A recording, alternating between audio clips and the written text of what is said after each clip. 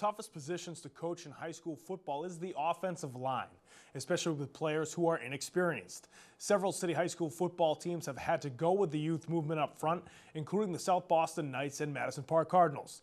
These two Boston North rivals faced off on Friday, and the game was decided by which team's young line could outperform their opponent.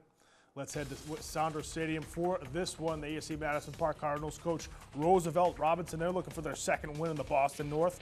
We pick it up in the first quarter. Southie has to punt.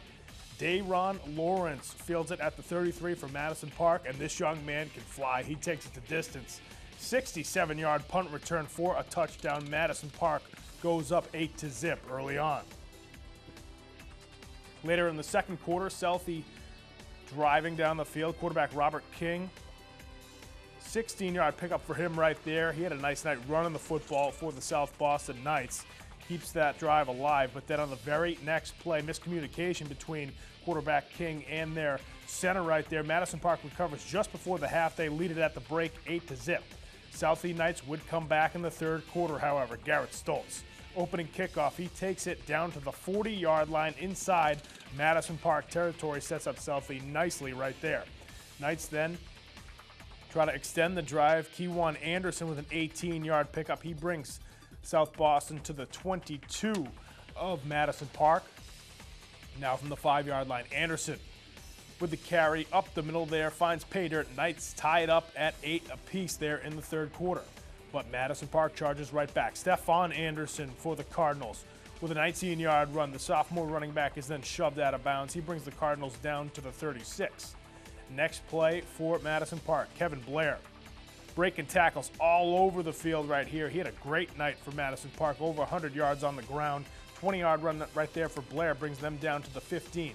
Madison Park now from the 15. Blair again with the carry, again with a tough run. He gets it inside the 5. Quarterback Paul Gazzali would then punch it in for Madison Park. They would go up 16-8. Fast forward to the fourth quarter now. Under 3 minutes to go. Last chance for Southie. Robert King wrapped up just after the line of scrimmage right there. Madison Park hangs on to win this one 16-8. Let's get you the rest of the scores from the weekend. Concord Carlisle takes down Boston Latin 21-6. Andrew Gamelli with a 35-yard touchdown run for the Carlisle Patriots. On Friday, Latin Academy squeaking by New Mission 14-8. John Tian, the quarterback, with the go-ahead touchdown run for the Latin Academy Dragons. Also on Friday, Boston English with a 16-point win over O'Brien 22-6. Emmanuel Almonte continuing this great season, 148 rushing yards and 2 rushing touchdowns for the Blue and Blue. Brighton taking down West Roxbury easily 38-0. Dexter Andrews, another great player this year in the Boston City League with over 100 yards rushing and a touchdown. Dorchester taking down Jeremiah Burke 28-6. Johnny Mims, the quarterback, 2 passing touchdowns and 2 rushing touchdowns. East Boston handling Charlestown 54-6.